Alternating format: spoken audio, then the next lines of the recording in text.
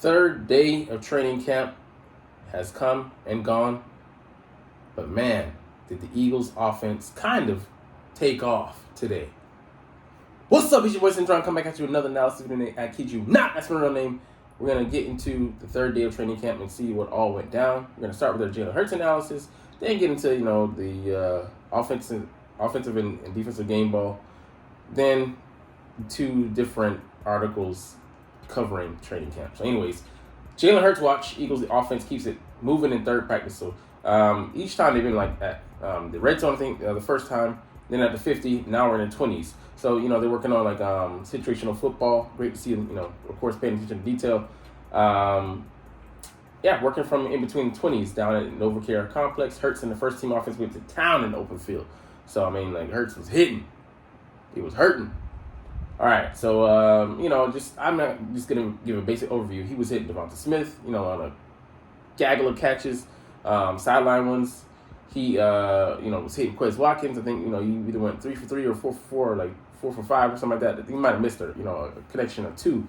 But then he was launching it, and taking risk. But, sorry, at the same time, I'm keeping the ball safe. He has yet to throw a turnover, to throw an interception or have a turnover in 3 practices. And yeah, these stats don't count. They don't get get carried over into the regular season, but it counts for something that he's unlike the Dallas quarterback and taking care of in football. Trey Sermon, he was hitting running backs and dump offs and down the field as well. We're getting to DeAndre Swift and his explosive day, but just kind of just a preview of what he could be in this offense. But yeah, man, he was hitting everybody, and even Grant Calcaterra, he has been not really like popping, but he's been getting steady work. So that's nice to see. They're just working him in and working towards maybe making him a credible second threat at tight end. But yeah, 15-18 or 16-19 if you want to count the pass made off the flag. I wouldn't count it. But man, excellent work. I believe he did have a touchdown though, a long one too. I think Devonta Smith. But yeah, man, on busted coverage. So yeah. That's why I go with different sources, just because some of the information can be conflicting, and you go with what the majority are saying. Anyways, next, the game balls. DeAndre Swift, man, Keely Ringo. I'm like, we'll get into that later. Why I don't really count what they're saying. Moving the ball with ease. But anyways, Swift, he was just a one-man wrecking ball today. Swift took off down the left sideline with coverage caving in on him, and it was Nicholas Morrow, man. So, we'll get to that a little bit later, but a little questionable there. He hauled in the pass, while falling to the ground, and, just a major chunk of yards. So, it's nice to see that, kind of like a wheel route, running him out. We're going to be using him not just in a short, drop-off game, but similar to what Bijan Robinson would have been, if he would have been here.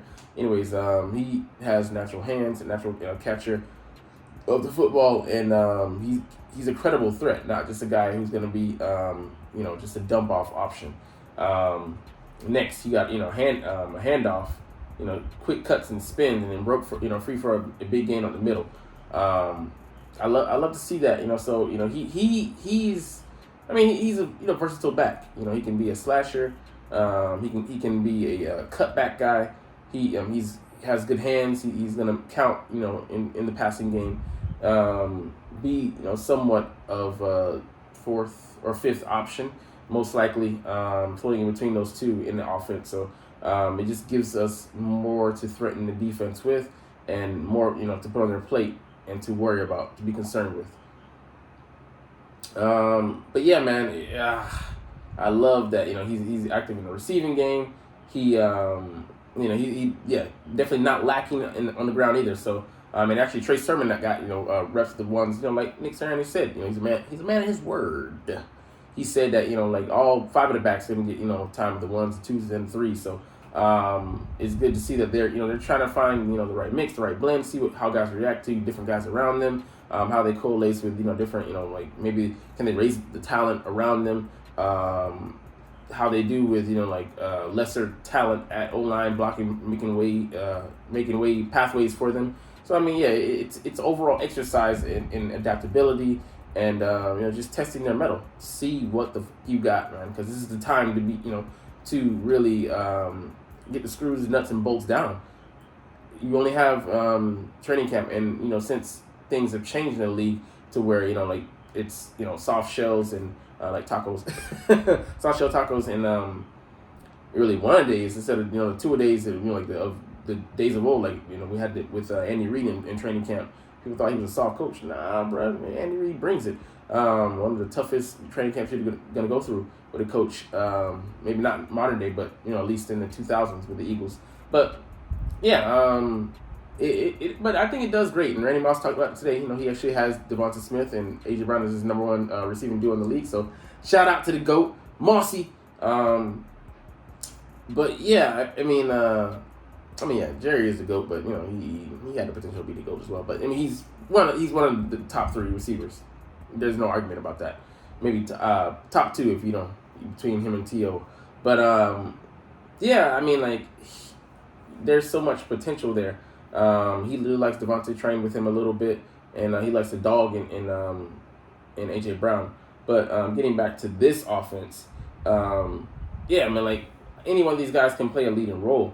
And it's just great that we have all these guys. And in event of injury, it's not like Trey Sermon's lacking in talent. He just needs to get his fundamentals and make up what his mind where he wants to be, whether he wants to be an East and West or a North and South back. If he gets to be a North and South guy, watch out. But he's in year 3 and he's still trying to refine himself. So who knows? But at the very least, I hope he clears waivers and most likely I don't think he makes the active roster. You're not going to carry 5 backs. Might not even carry 4, but you just happened to do so last year. But if he does, or maybe he skips over Boston Scott, which I don't think at this time. We just feel comfortable with him, and with him being with us for the past several years.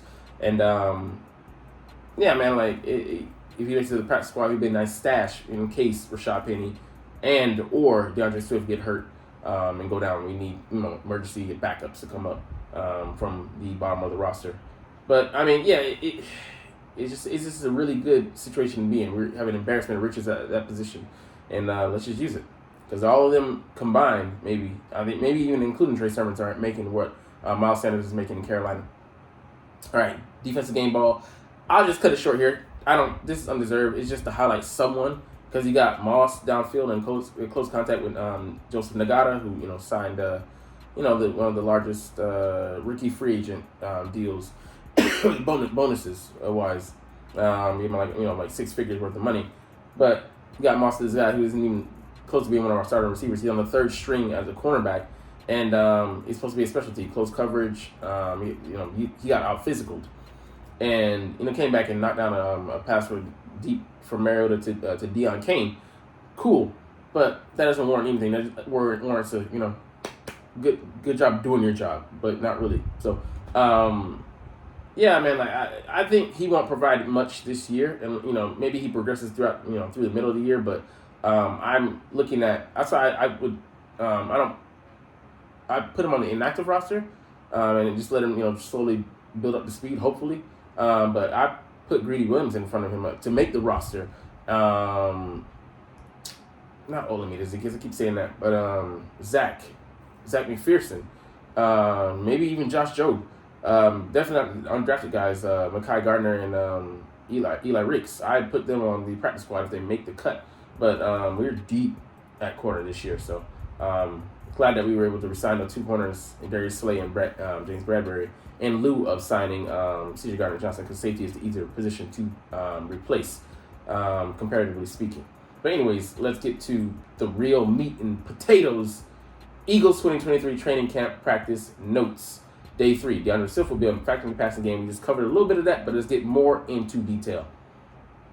So day 3 of Eagles training camp is in the books, and it was a long practice at 1 hour and 35 minutes, ish. But, compared to, 2, 3, 4 hours, and the, like I said, days of old, nothing really. But, it's good to see them out there getting the reps in. And I know that there's no wasted movement, no wasted time on the schedule. They're making good on all the time that's available that we have. They're in shells and shorts, but they'll likely be in pads on day 4 on Tuesday. So we're going to go a little bit of a time skip. I think they get a day or two off. I don't know how it works for me. I'm ahead being here in Japan. All right, Quez Watkins had a strong day. That is good to hear. So he's, effectively in the lead for the wide receiver 3 job. He had a pair of nice catches while working against Zach McPherson. The first was a catch in traffic, a lot of bodies around him, good concentration, so things he didn't do last year.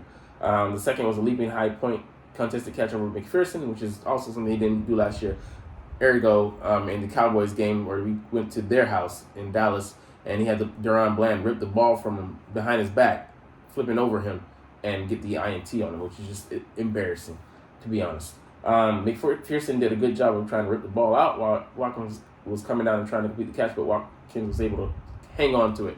So, that for me, it's training camp. You're not trying to injure your guy. You're not trying to, really, really fully go, all out. So, and it's questionable for me, but good to see that, he didn't, drop it at the first sign of contact. All right. He later had another nice catch in traffic while working against Josiah Scott. And it's Josiah Scott. All right. Watkins has shown that he can get open downfield, but he was unreliable with his hands and running precise routes last year. He had a good day on both of those fronts. So that's good news to hear. It sounds like, at the very least, that some of his offseason work has been paying off. We saw him running routes in some videos. And, yeah, man, if he just doesn't round things off, he just, pays attention to detail. You have two great examples in A.J. Brown and Devonta Smith, who I think is either your junior or, you came in the same year. And, I think he's a year above him. He's a year above him. And it's just... It's not sad. It's not definitely not pathetic, but it is concerning, to say the least, that he has let someone come behind him. Yeah, he has more talent, so to speak, but you have every available opportunity to not let this guy outwork you, and yet you got lazy. All right. The play at camp so far was made today by DeAndre Swift, who was streaking down the left sideline trying to track a deep ball from Jalen Hurts. Nicholas Morrow and Justin Evans were in coverage, so Evans got maybe time with the ones, and Nicholas Morrow is theoretically the starting linebacker across from Nakobe Dean, and Morrow very clearly interfered with Swift as the ball coming down, so basically he was able to haul it in through the interference, and he has been very active as a receiver out of the backfield through the first 3 practices of camp, and is going to give the Eagles offense an added element as a pass catcher that didn't have in Miles Sanders. They didn't use, because he had 50 catches for 500 yards and 3 or 4 touchdowns his rookie year. But why we didn't use him after Doug left, just beyond me. So I don't know. I hope to see that element of his game revived in Carolina, just for the sake of just him being a better the best player he can be. But yeah, Nicholas Morrow here on the receiving end of getting done in by a running back, and this won't be the only time we see it this practice. So Christian Ellis, man, he's a greenhorn, and why didn't he pop last year? He had 2 guys that were better than him, ahead of him. So did Nakobe Dean, which is why he didn't see the field either. But that being said, I think he just has something, has the it factor. And would it hurt to give him a try, give him a fair shake? No, because he could be our next free agent, success story. All right, Jalen Hurts has been impressive throwing on the run. Today, while running to his right, he fired downfield on the money and tried to Devonta Smith for a long TD. There was a coverage bust on the play, and Smith was wide open, but the throw was nearly perfect. Nevertheless, Hurts probably had his best day so far this camp as he delivered on-target throws all day. And that just sounds like typical Hurts. He's gotten into the flow finally. I say finally, but there's no frustration in my voice, even though it sounded like I was frustrated. But, it just sounds like he's back to being the Hurts that we've come to know in this past year. And it just shows, it's a very positive sign that, that guy is here to stay, and he isn't going to be a one-year wonder like, people, pundits, rivals, haters, and all guys outside the building are saying. But we believe in the guy. All right, another nice throw went to A.J. Brown along the sideline, who dragged his second foot for a completed catch. What might have been a more difficult catch for another receiver looked effortless by Brown, and just showing that he's just going to be mail-it-in Brown. He's going to UPS. He's going to be there on time, and he's going to get you the package. Pause. Let's see.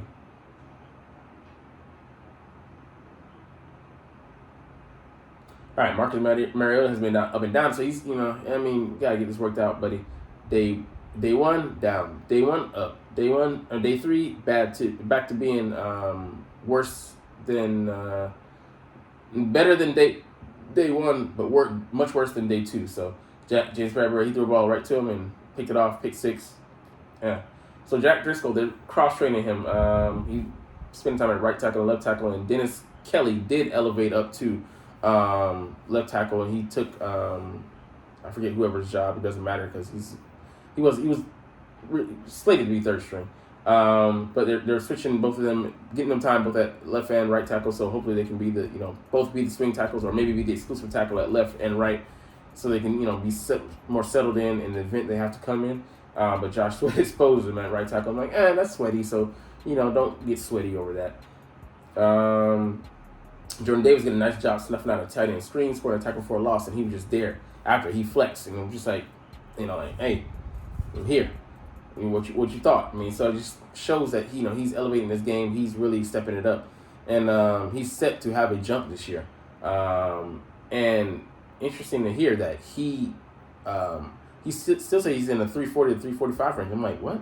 Because you look at him and his face looks slimmer. He said it's just due to his conditioning. He's just in supremely good shape. But I love to hear that, because I was worried that he would drop down to the 310s. I'm like, bro, you don't, even though you are 6'6", I don't need you that slim. I need you at the very least at 320, so you can push in the inside. But he has all that size still. Pause. Man, he's going to be effective and clogging, and he could still use that 4.78 speed, which is ridiculous. To blow up screens. He's agile. He's fast and he's quick.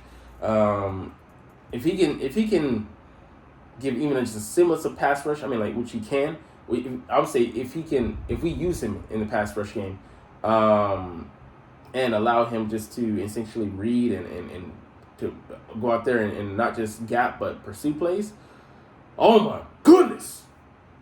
All right, but anyways, next, Cam Jurgens, Tyler Steen, starting right guard.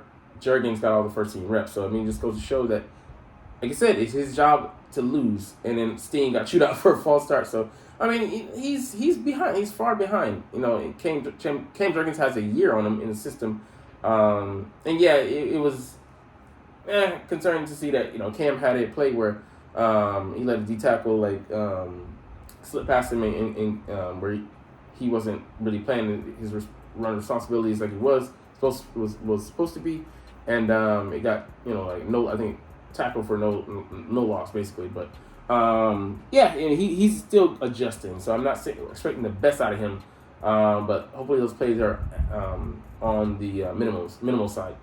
All right, Brett Toth has been working at second team center, which just goes to show, I think, for me, this is a sign that they're really solidly looking at Cam Jurgens to win the battle, and not depending on him to be the backup center.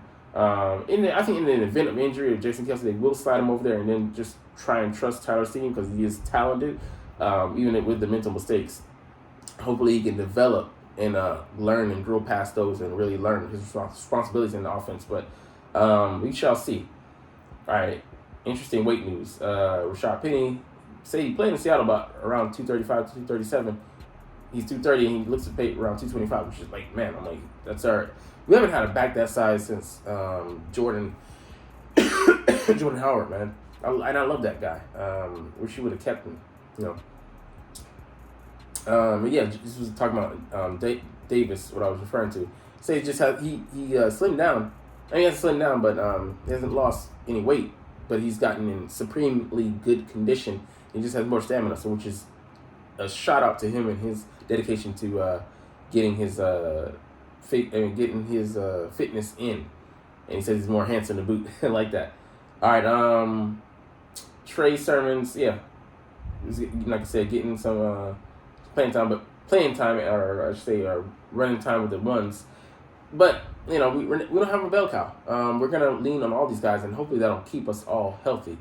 And yeah, next, Britton Covey was the only one on kick return duties. Boston Scott was covering him.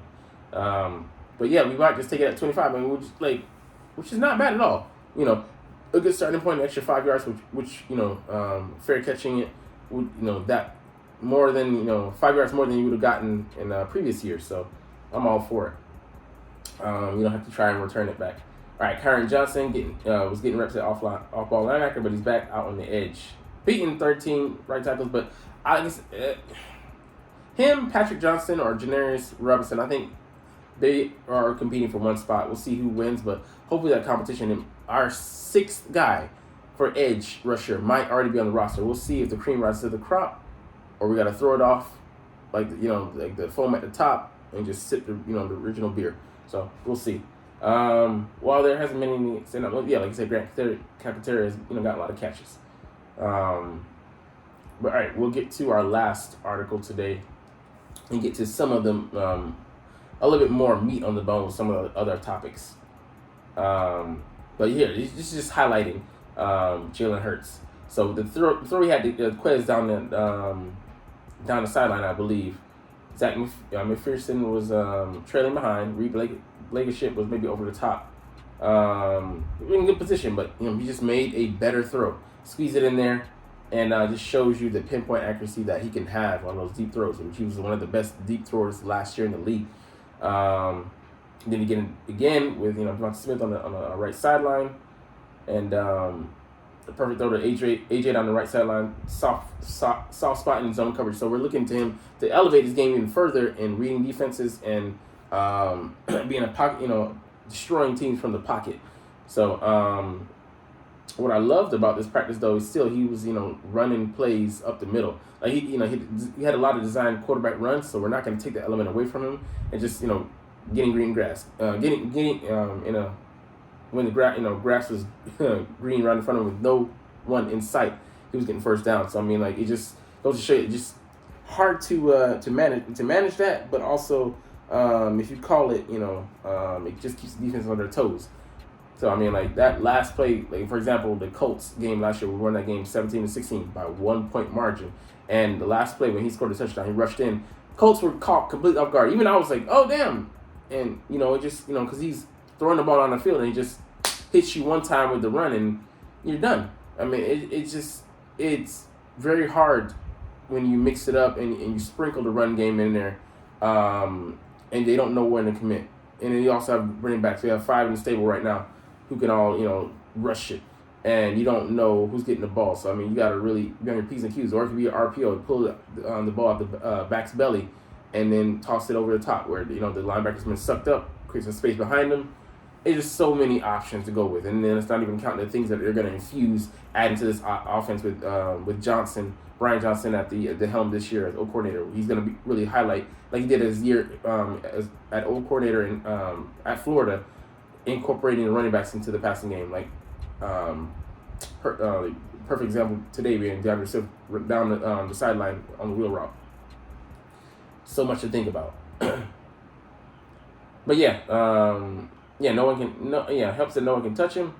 But they aren't going to shy away from it. I just already talked about that. So this is a positive sign. The Eagles injury report. Hassan Reddick was upgraded to limited participation and sitting out the first 2 practices. So there's no rush to rush him back. But he's like this to the haters, so he's all motivated. He probably fought to be out there, even though he could take the day off. It just shows again the dedication of the guys on this roster, man. They are so fixated on winning. It's not about getting back to the Super Bowl. I mean, it is, of course, it's the long-term goal, but first, like Nick Sirianni said, winning a game. You can't win 2 games without winning one first. So, I mean, just stringing games together. We took it at 1-game approach last year, so, that's all you can do. But, okay, so they're saying Quez hasn't really struggled in practice settings. But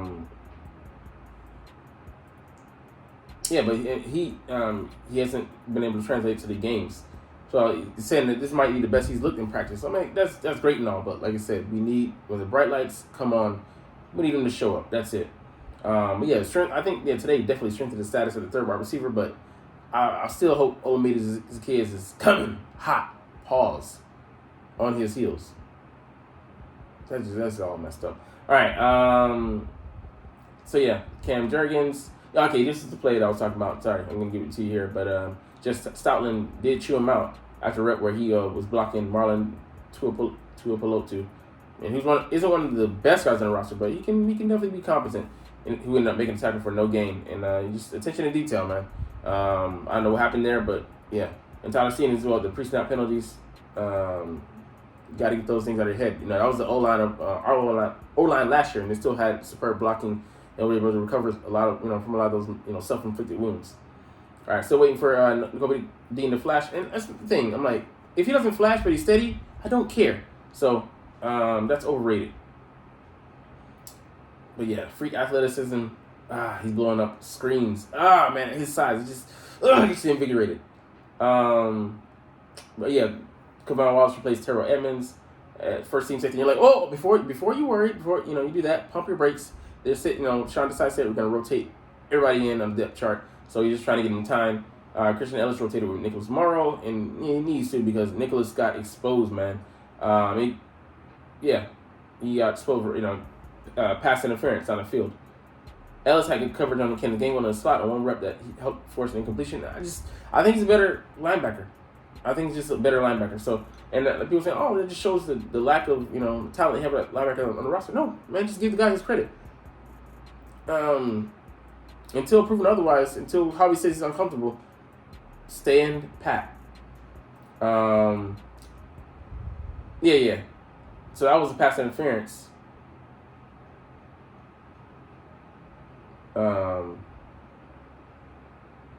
Yeah. So it was more. I was more trailing. So let's see if there's anything else to report in here. So Janarius Driscoll's still stopping guys like Janarius Robinson, which just shows he hasn't reached that level yet. Maybe the light will come on. We'll see. Milton Williams generating pressure. Nice, man. He's got a good motor. Kyron Johnson had a sack, but like I said, I already talked about that. That's backup. That's on backups. Mekhi Garner getting cooked. Hey, man, welcome to the league, bro. Tanner McKee looks like he's putting a stranglehold on the job. He hit Nagata on that play. I thought it was Mariota, my bad on that. Kelly Ringo. And then the defense had to run gassers because they lost to the offense in the team drill. So, anyways, that's all we have for today. But, I might be discombobulated, but there's a lot of information flowing and going. So, trying to get it into your cranium. But I know that. You're not even watching, though, but it's all good because I love making these videos. Like I said, watching these videos. I'm watching myself. But anyways, as always, it's Fly Eagles Fly, and let's mother go. Like, comment, share, and subscribe Thanks for watching. Check me out at Centron Anime, Centron Life, or Centron Laughs, or other social media.